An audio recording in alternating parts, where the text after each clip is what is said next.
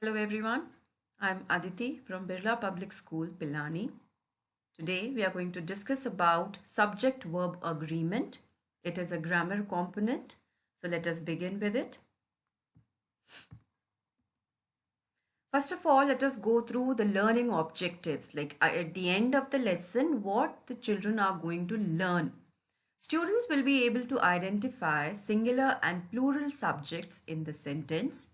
That means after going through the entire video, they will be able to learn the singular and plural subjects and they will be able to identify it in a sentence.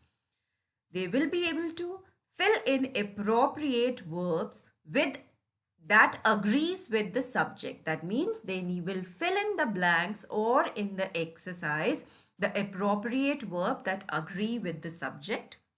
They will be able to identify the rules of subject-verb agreement. So, in my lesson, I'm going to discuss about what are the rules and some of the syntax related to subject-verb agreement.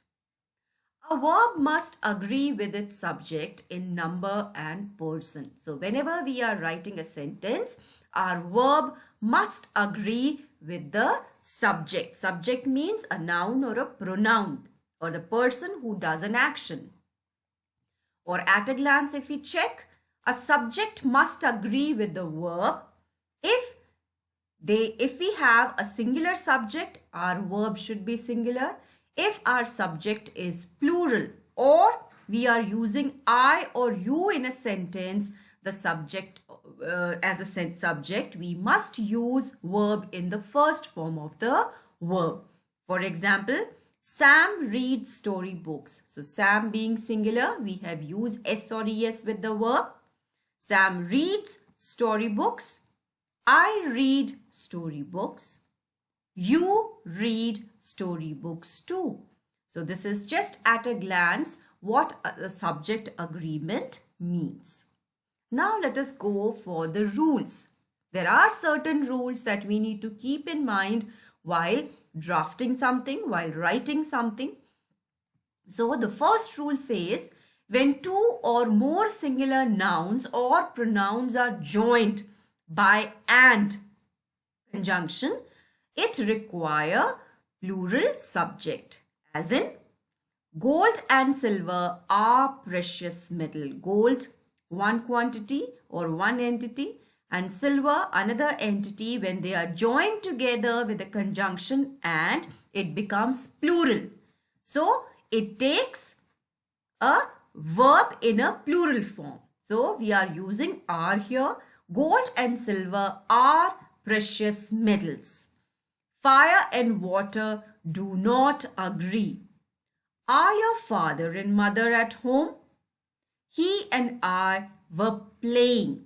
So whenever we are using two singular nouns or pronouns together which are joined by the conjunction and, we must use the plural verb. Fine, I hope this rule is clear. Let us go to the next one. If nouns suggest one idea to the mind, if the nouns in a sentence suggest one idea to our mind or refer to the same person or a thing, the verb is singular, as in time and tide waits for no man or waits for none. Time and tide, that means it together gives us certain reference. So that is why it takes a singular verb, waits. The horse and the carriage is at the door. Alone the horse or the carriage doesn't make a sound or doesn't give us a complete meaning. If we take them together as one complete component, then a horse and a carriage is at the door. Bread and butter is his only food. So bread is taken together with butter. Do not get confused that and is used here, so we must use are. But alone bread we can't eat. And if butter is given to us without bread, we can't take it. So together it makes a complete food. So bread and butter is his only food. The rise and fall of tide is due to lunar eclipse. The novelist and the poet is dead. So we are referring to one person. That person is a novelist and he is poet too. So the novelist and the poet is dead. So whenever the nouns in a sentence suggest one idea, we take singular verb. Now let us take the third rule. Two or more singular subjects connected by or nor require a singular verb. I repeat again. When two or more singular subjects connected by or nor, it requires a singular verb.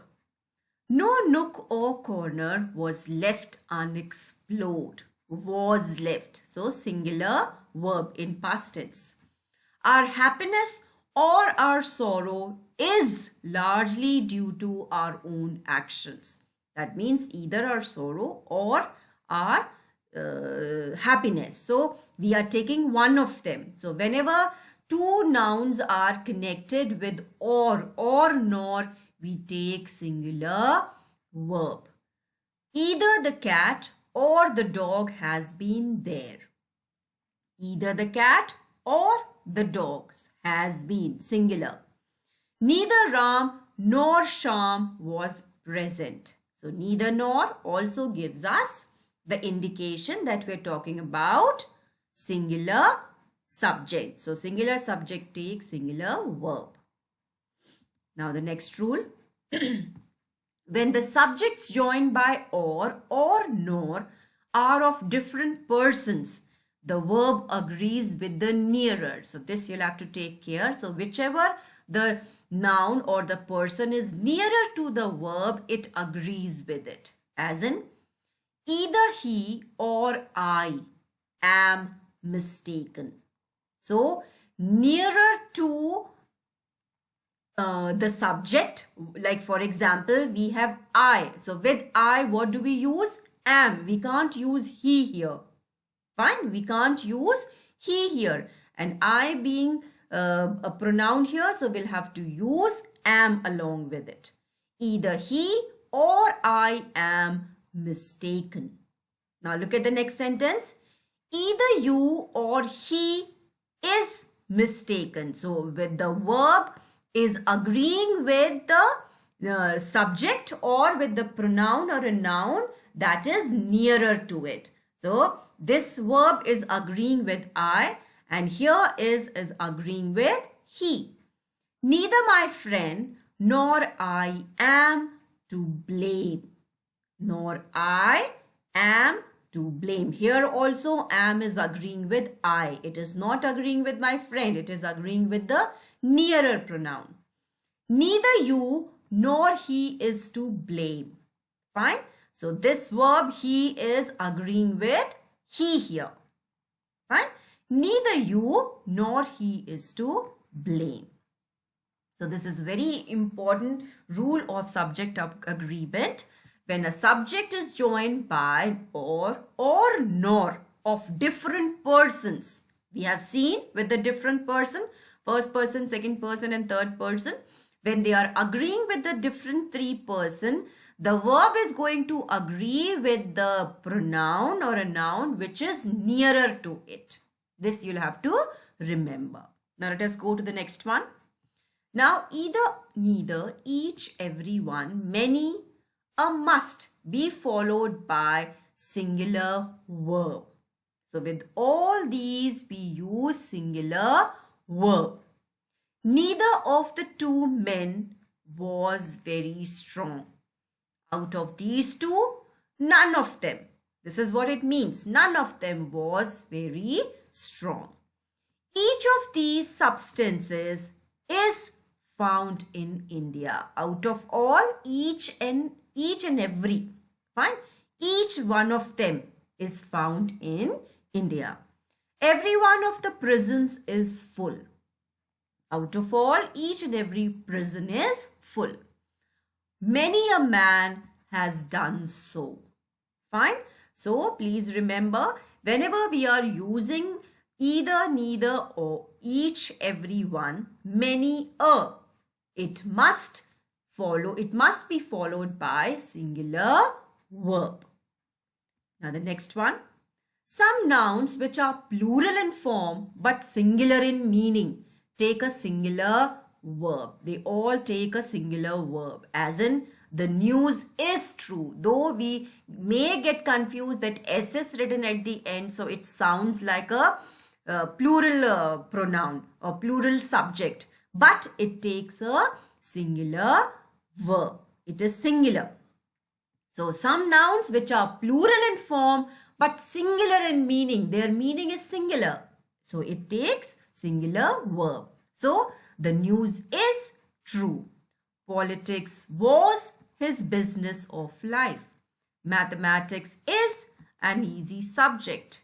Measles is a curable disease. Physics is all about measurement. So do not get confused whenever the nouns which sounds like a plural subject but their meaning is singular, it always take a singular verb. Now the next one. When a subject of a sentence is singular, the verb must be singular. As in, Ravi likes ice cream. Ravi being singular, so we are using S or ES with the verb in simple present tense. Ravi likes ice cream.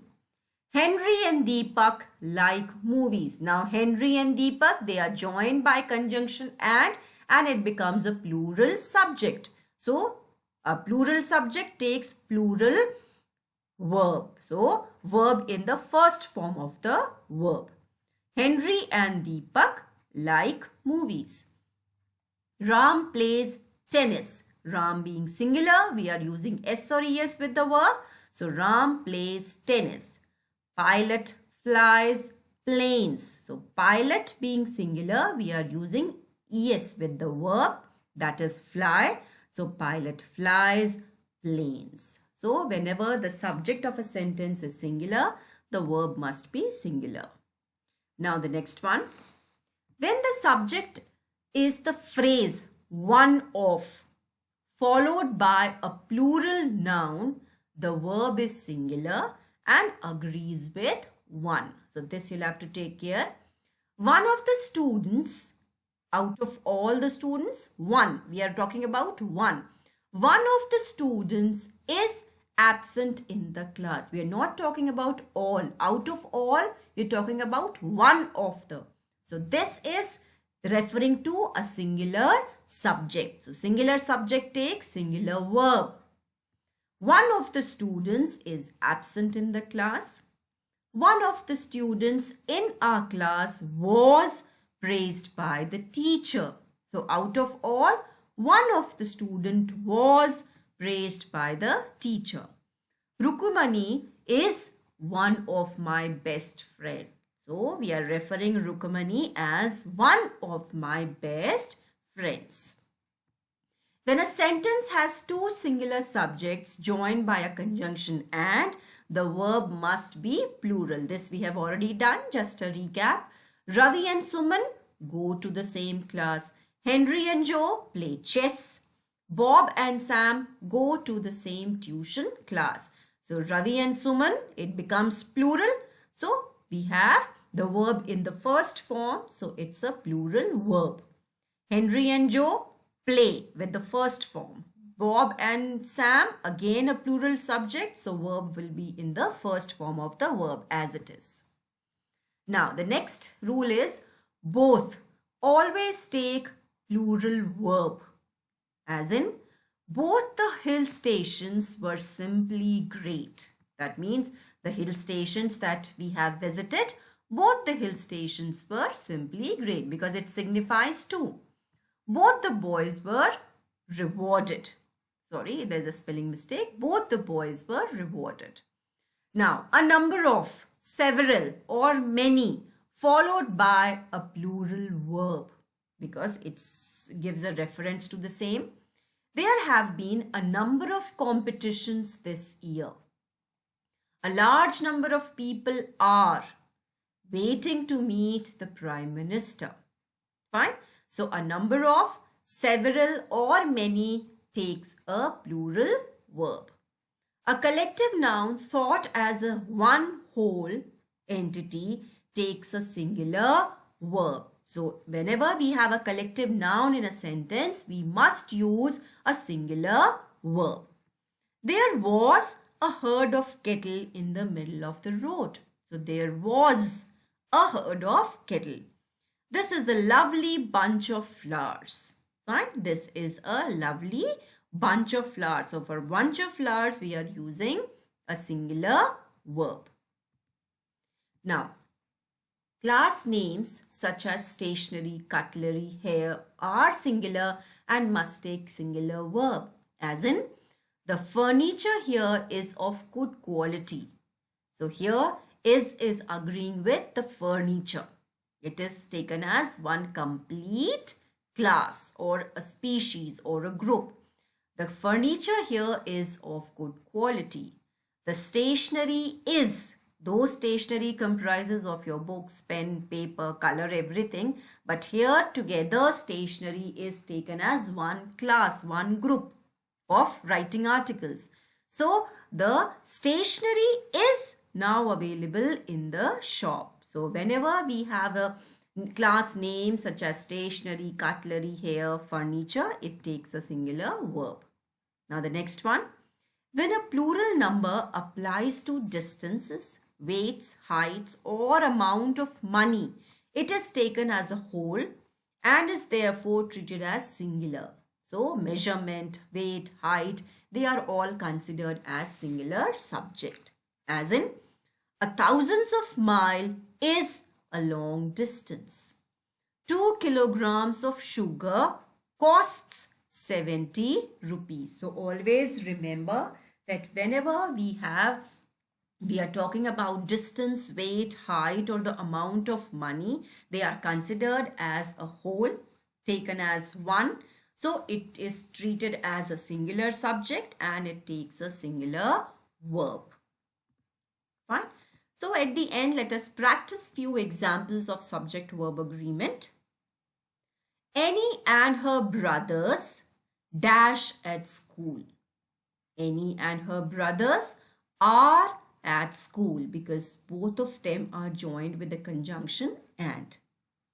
Either my brother or my father dash coming to the meeting, is coming to the meeting, because out of these two only one is going to come.